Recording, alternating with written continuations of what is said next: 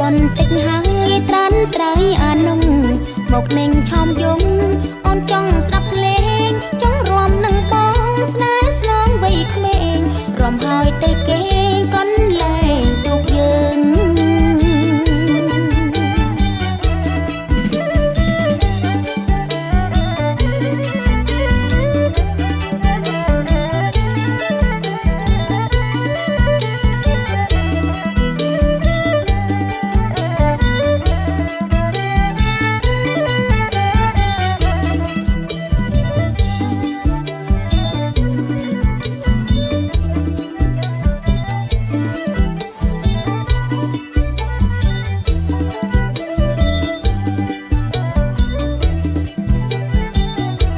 ប្រតិបលឿនលយមកក្រោយតាមថ្នាក់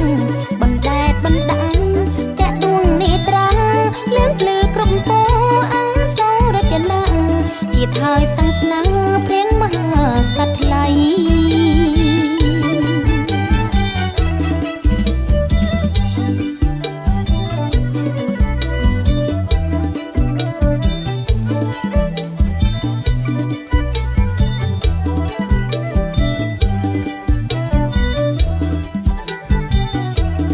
បន្តិចហើយត្រាន់ត្រៃអានំមកនឹងឆោមយំ